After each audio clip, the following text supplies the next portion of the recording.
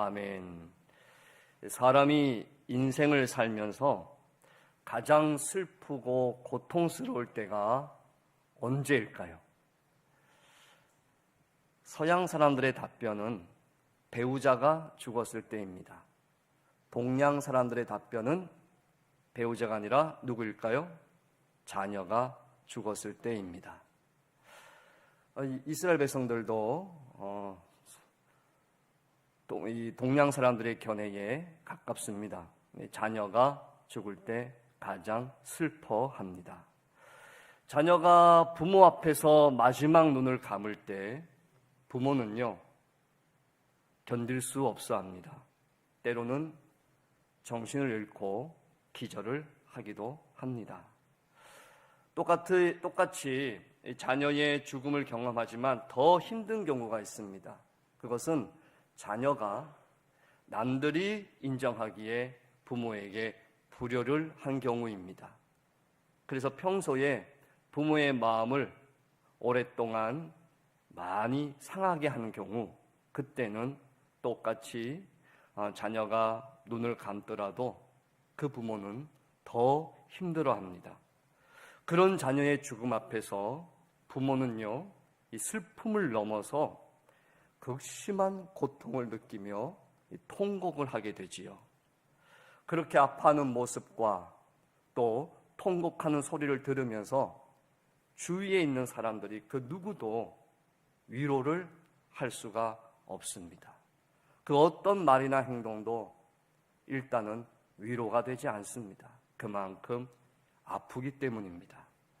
오늘 하나님께서 하나님의 자녀들이 멸망당하는 일에 대해서 이렇게 표현합니다.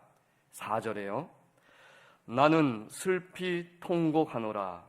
내 딸 백성이 패망하였으므로 말미암아 나를 위로하려고 힘쓰지 말지니라. 하나님께서 유다 백성들의 멸망 앞에서 왜 그리 통곡하고 그 누구로부터도 위로를 받지 못하고 계시는 것일까요? 그것은 유다 백성들이 하나님께서 사랑하시는 하나님의 사랑하는 자녀이기 때문입니다. 진심으로 사랑하시기 때문에 사랑하는 자녀의 죄와 죽음 앞에서 하나님은 슬피 통곡을 하시는 것이지요. 하나님께서 유다 백성들을 너무도 사랑하시는데 그들은 자신의 아버지 되시는 하나님을 무시하였습니다. 하나님과 상관없이 사는 삶을 살았고요. 하나님 아버지의 말씀에 대해서 우습게 취급하여 버렸습니다. 어느 한 개인이 평생 한 정도가 아니라 전체 백성들이, 전체 하나님의 자녀들이 그것도 조상 대대로 그렇게 행한 것입니다. 하나님께서 그들에게 사랑을 오랫동안 끊임없이 베풀어 주셨는데 그 사랑의 배신을 당한 것이죠. 오늘 본문의 제목은요, 환상의 골짜기에 관한 경고입니다. 환상의 골짜기, 이는 예루살렘을 말합니다. 예루살렘이 지형학적으로 골짜기에 둘러싸여져 있습니다. 특히 남서쪽에는요, 흰놈의 골짜기라고 불리는 골짜기가 있습니다. 그곳에 도벳 상당이 있고요. 그리고 그곳에서 바알과 몰렉에게 제사를 드리는데 주로 어린 자녀들을 불태워 바치는 희생 제사를 드립니다. 그곳에서 어린 아이들이 불태워지면서 온갖 이 역겨운 냄새와 썩은 피 냄새가 진동을 합니다. 그래서 예레미야는 그곳을 죽임의 골짜기, 살육의 골짜기라고 불렀고요. 예수님께서는 헬라어로 지옥을 의미하는 겐나라고 부르셨습니다. 이곳은 지옥 같은 곳이다 라는 의미이죠. 하나님께서 택하신 이스라엘 백성들이고 그들이 사는 거룩한 도시 예루살렘입니다. 그런데 그곳에 썩은 피냄새와 살육이 진동하는 것이지요. 그런데 오늘 본문에서는 왜 그런 곳을 환상의 골짜기라고 그렇게 언급을 하는 것일까요? 그것은 지금 이곳에 하나님의 계시가 있기 때문입니다. 하나님께서 지금 이 예루살렘에 이스라엘 백성들, 유다 백성들이 눈에 보일 수 있도록 계시를 보여주시고 있는 겁니다. 그래서 NIV 영어 성경에서는 비전의 골짜기라고 말하기도 합니다. 그래서 오늘 나중에도 언급하겠지만요, 이사야서에서는 중간중간에 계속해서 진짜 완전한 계시이시고 참된 비전이시는 예수 그리스도에 대해서 우리에게 말씀을 하고 있습니다. 이사야서 전체에 주시는 이 말씀들, 그리고 이 예루살렘 성에서 일어나는 모든 일들, 하나님께서 그들에게 주시는 계시이며 비전이기 때문에 또 오늘 이렇게 환상의 골짜기라 이렇게 부르고 있는 겁니다. 그러면요, 이 예루살렘에 이런 살육과 죽음과 지옥을 연상케 하는 일들이 언제부터 일어났을까요? 언제부터일까요? 솔로몬 왕 때부터입니다. 솔로몬 왕이 온전히 하나님을 의지하지 아니하고 조금 힘이 이제 있어지니까 다른 나라들을 의지하는 거예요. 정말 약할 때는 하나님만 의지하다가 조금 힘이 있어지니까 하나님이 아닌 이웃 나라들을 자꾸 의지합니다. 그래서 어떤 정책을 펴니까 이웃 나라들의 공주들과 정략 결혼을 합니다. 그러다 보니 어떤 결과가 나타나냐면 그 공주들이 우상을 하나씩 가져오지 않습니까? 근데 그 공주들이 한두 명이 아니라는 것 우리 알지 않습니까? 그러니 예루살렘 성 주변에 수백 개의 우상 산당들이 다 세워지는 거예요. 그리고 그곳에서 짐승은 물론이고 사람까지 죽이는 그러한 잔인한 일들이 종교의식이라는 미명하에 서슴지 않고 그 땅에서 하나님의 거룩한 도시 예루살렘에서 일어났던 것입니다. 이런 만행을 일삼는 유다 백성들에게 하나님께서 오래 참으시면서 오늘 회개를 촉구하십니다. 12절에 보니까 그날에 주 만군의 여호와께서 명령하사 통곡하며 애곡하며 머리털을 뜯으며 굵은 배를 띠라. 이제 그만 그러한 죄악 만행을 멈추고 회개하라 라고 말씀을 하시는 겁니다. 그런데 유다 백성들 어떻게 반응했을까요? 13절에 죽는 건 내일 죽을 것이니까 오늘 당장 기뻐하고 즐거워하며 고기와 술을 먹고 마시자. 이렇게 살면서 자신들이 해야 하는 사명과 임무도 게을리했습니다. 바벨론의 군대가 쳐들어왔습니다. 그제서야 이 예루살렘 성에 무너진 곳이 많다는 사실을 발견합니다. 그동안 성 관리를 제대로 안 한 것이죠. 이스라엘 백성들, 또 관리들이요. 허겁지겁 모세의 물을 채웁니다. 성벽을 견고하게 보수합니다. 그리고 성과 성벽 사이에 저수지를 만듭니다. 적군으로부터 방어하기 위해서이지요. 그런데 하나님께서 그들의 모든 노력 헛되다라고 말씀하십니다. 왜 그런 노력이 헛된 것일까요? 11절에서 언급합니다. 이 모든 일을 행하시고 경영하시는 하나님은 바라보지 않고 그 하나님을 공경하지 않았기 때문이라는 겁니다. 하나님을 신뢰하지 않고 다른 것들을 의지하는 것이 아무런 도움이 되지 않는다 하는 뜻이지요. 이 유다 왕국의 타락에 대해서 이제 하나님께서 예를 하나 듭니다. 셋나라고 하는 고위 공직자를 언급하는데요. 15절 이하에 보면 이 셋나에 대해서 나옵니다. 이 셋나, 유다 왕궁의 국고와 왕궁을 맡은 자입니다. 그렇다면 왕 다음으로 높은 관리다라고 생각할 수 있겠죠. 왕 다음으로 강한 권세를 가진 사람입니다. 그런데 이 셋나가 자기 자신을 위해서 왕만이 할 수 있는 화려한 묘실을 만듭니다. 엄청난 돈을 투입하죠. 물론 이 공적인 돈을 사적으로 그렇게 유용합니다. 그리고 또 다른 자료에 나와 있는데 개인적인 사용과 취미를 위해서 마차를 모으는 사치를 그가 행합니다.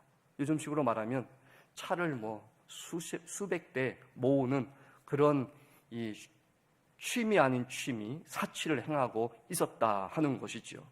그래서 18절에 보면 하나님께서 드디어 이 셋나의 지위를 낮추십니다. 그리고 나중에 그가 그렇게 멋있게 화려하게 판 무덤에 결코 묻히지 못하게 하십니다. 어떻게요? 결박을 당한 채 이방 나라에서 객사하게 만드십니다. 그리고 나서 이제 셋나 대신에 엘리야김을 그 자리에 앉힙니다. 22절 보시면요, 하나님께서 다윗 왕국의 집 열쇠를 그의 어깨에 두어서 그가 열면 닫을 자 없고 닫으면 열 자가 없게 하시겠다라고 하십니다. 그리고 23절에 보시면 못이 단단한 곳에 박힘같이 그를 엘리야기를 견고하게 하리니 그가 그의 아버지 집의 영광의 보호자가 될 것이라고 말합니다. 그렇게 엘리야김을 새롭게 높이 세워주고 그에게 축복을 해주신 것이죠. 그런데 안타까운 점은 이 엘리야김이 잘 하다가 나중에 가족들의 청탁을 받고 가족을 관직에 앉히는 치명적인 잘못을 저지르면서 스스로 그 자리에서 무너지게 됩니다.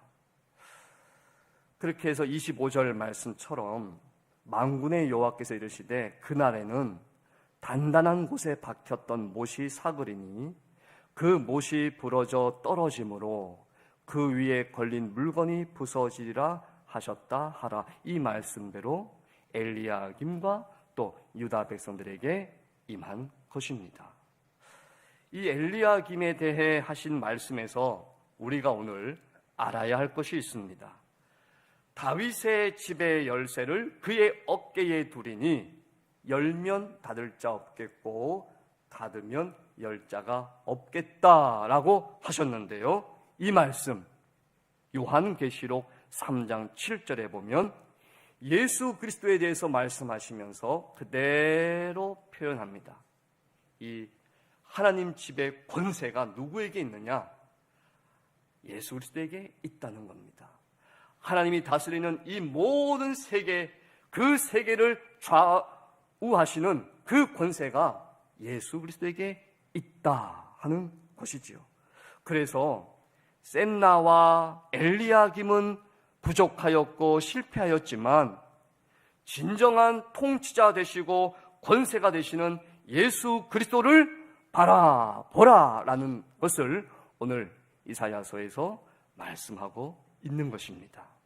또한 못이 단단한 곳에 박힘같이 그를 견고하게 하리니 그가 그의 아버지 집의 영광의 보좌가 될 것이요 그의 아버지 집의 모든 영광이 그 위에 그에게 걸리리니 그 후손과 족속되는 각 작은 그릇 곧 종지로부터 모든 항아리까지니라. 엘리야김에게 이 유다 백성들이 다 걸려 있다는 거예요.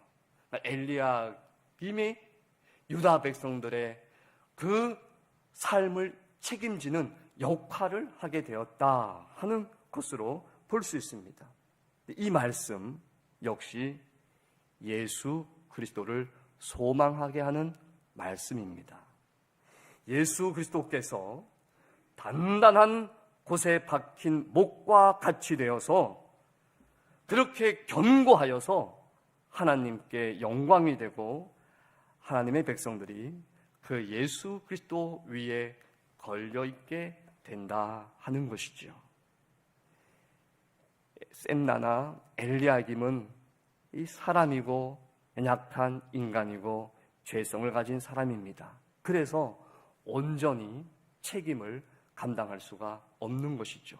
그래서 진정하고 온전히 견고한 통치자이신 예수 그리스도께서 이스라엘 백성들, 유다 백성들 전부를 책임지신다라는 메시지를 우리에게 주고 있는 것입니다. 여러분, 우리의 인생길이 쉽지 않습니다. 학생들과 청년들은 그들 나름대로 진학과 또 진로, 취업을 위해서 정말 이 시대에 어두운 터널 같은 것을 지금 통과하고 있습니다. 삶의 어깨가 그들에게 참 무겁게 다가옵니다. 30대는 어떻습니까? 이제 누군가 다른 사람의 삶을 책임져야 한다는 것을 느끼기 시작합니다. 결혼하고 아이를 낳으면서요. 직장에서는 말단이기 때문에 시키는 대로 다 해야 합니다. 자기 일도 하고 남의 일도 하고 잡일까지 해야 합니다. 그리고 집에 오면 애도 봐줘야 합니다. 정말 피곤합니다. 30대. 그래서 30대는 한 10년 이상 과거 친하게 지냈던 친구들하고 만나지도 못한 채 살아갑니다. 40대 중반부터 50대는 어떻습니까? 이제 몸이 약해옴을 서서히 느낍니다. 자신의 체력이 예전 같지 않다는 것을 느끼기 시작합니다. 그리고 또 가정에서도 또 교회에서도 직장에서도 이제 맡은 역할이 커집니다. 역할이 커지니까 책임도 커집니다. 책임이 커지니까 스트레스도 굉장히 많이 받습니다. 지치죠. 몸과 마음이 막 지칩니다. 근데 그때 뭔가 잘못돼서 이렇게 건강에 또는 재정적으로 삐끗하면 정말 청천벽력과 같은 그런 느낌을 가지게 됩니다. 60대, 70대는 어떻습니까? 몸이 이미 많이 약해져 있습니다. 그리고 여전히 일을 해야 합니다. 예전에 60대, 70대는 이제 자녀들이 집에서 돌봐드렸고 용돈 드렸습니다. 근데 지금은요, 자녀들이 손 벌리지 않으면 감사할 뿐이지요. 요즘 그 TV에 보면, 요즘도 하는지 모르겠는데요, 나는 자연인이다 라는 TV 프로그램이 있습니다. 이 TV 프로그램을 누가 제일 많이 보냐면 60대 남자들이 제일 많이 본다고 합니다. 이제는 자유로워지고 싶은데 현실이 여전히 그렇지 않아요. 그래서 그 TV 프로그램을 보면서 대리만족하는 거예요. 이야, 부럽다. 나도 자유로워지고 싶은데, 이렇게 한다는 겁니다. 그 마음, 그 나이대에 가지고 있는 거예요. 근데 이제 자녀 교육으로부터도 자유로워졌나 싶은데 이제는 자녀들은 안 보이는데 손자, 손녀들이 막 몰려옵니다. 그래서 과거에 열심히 교회 생활했던 분들이 이제 좀 더 열심히 할 수 있는데 손자, 손녀들 돌보느라고 오히려 교회를 더 못 나오는 경우가 허다합니다. 그리고 요즘은 60, 70대에도 또 일을 해야 하는 그런 시대가 되었습니다. 모든 세대의 사람들이 참 힘들고 어려운 인생을 지금 살아가고 있습니다. 그래서 모든 세대가 어깨가 참 무겁다라는 것을 우리가 보게 됩니다. 이런 우리에게 오늘 말씀하십니다. 예수 그리스도께서 단단한 곳에 박힌 못과 같이 되어서 예수 그리스도의 어깨에 우리를 걸어 주실 것이라고요. 그래서 예수님께서 수고하고 무거운 짐진 자들아 다 내게로 오라, 내가 너희를 쉬게 하리라 말씀하신 겁니다. 우리의 인생이 예수 그리스도에게 걸려 있으면요, 우리의 수고하고 무거운 짐을 예수님께서 짊어지십니다. 정확하게 표현하면 수고하고 무거운 짐을 지고 있는 나를 예수님께서 짊어지시고 걸어가시는 것이죠. 그래서 나의 어깨에 있는 수고하고 무거운 짐이 무겁지만 내가 예수님에게 걸려있기 때문에, 예수님이 그런 나를 짊어지시기 때문에 내가 나의 어깨에 있는 그러한 수고하고 무거운 짐들을 감당할 수가 있다 하는 것입니다. 오늘 두 가지를 우리 마음에 담으시기를 바랍니다. 첫 번째는 하나님께서 그의 자녀들이 죄와 사망의 길을 갈 때에 이루 말할 수 없는 고통과 통곡을 하신다는 겁니다. 그래서 그 어떤 것도 우리 아버지 하나님께 위로가 되지 않는다는 것이죠.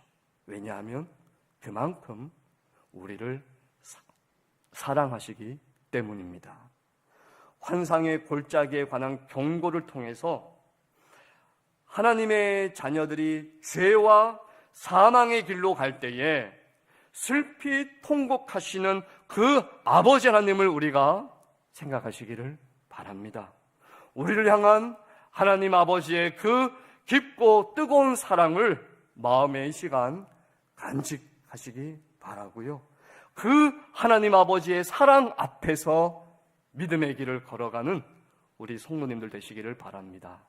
두 번째는 인생에 수고하고 무거운 짐을 진 우리의 인생을 영원히 견고하신 예수 그리스도께 맡기고요, 그 예수 그리스도를 신뢰하고 그 예수님과 동행함으로 우리에게 주어진 자리에서 또 우리의 사명과 또 역할과 책임을 잘 감당하는 저와 우리 성도님들의 삶이 되기를 주님의 이름으로 소망하고 축복합니다. 우리 공동기도문 함께 고백하겠습니다. 저희를 빛으로 인도하시는 하나님, 우리의 피난처와 구원이신 하나님, 우리의 마음을 다해 하나님을 찬양합니다. 세상을 의지하는 자는 심판하시고 하나님을 의뢰하는 이에게 상 주시는 하나님을 믿습니다. 저희는 하나님만을 경외하고 하나님만 의지하겠습니다. 저희가 하나님의 언약의 저주에 빠지지 않게 하시고 언약의 복 가운데 거하게 하옵소서. 저출산과 코로나19에서 저희를 속히 회복시켜 주시옵소서. 주일학교가 함께 모여 예배하고 교회의 아이들의 웃음소리가 가득하게 하옵소서. 전도의 불씨를 살아나게 하옵소서. 주일학교 교사들이 소명을 따라 헌신하며 아이들을 말씀과 사랑으로 바르게 양육하게 하옵소서. 한국교회의 미래가 희망으로 가득하게 하옵소서. 전국 어린이대회, 전국 어린이 영성캠프, 전국 교사대회, 여름 성경학교, 교사 강습회를 코로나 중에도 중단 없이 잘 진행하게 하옵소서. 학생 신앙운동의 능력을 더하셔서 급변하는 시대의 흐름 속에서도 복음을 효과적으로 전하게 하옵소서. 하나님 중심, 성경 중심, 교회 중심의 지도자를 세우고 국가와 학원과 세계의 복음화를 이루게 하옵소서. 존귀하신 예수님의 이름으로 기도드립니다. 아멘. 예수 그리스도의 은혜와 하나님 아버지의 사랑과 성령님의 교통하심이 하나님께서 뜨겁게 사랑하시는 모든 성도들, 하나님의 자녀들 위해 영원토록 함께 있을지어다. 아멘.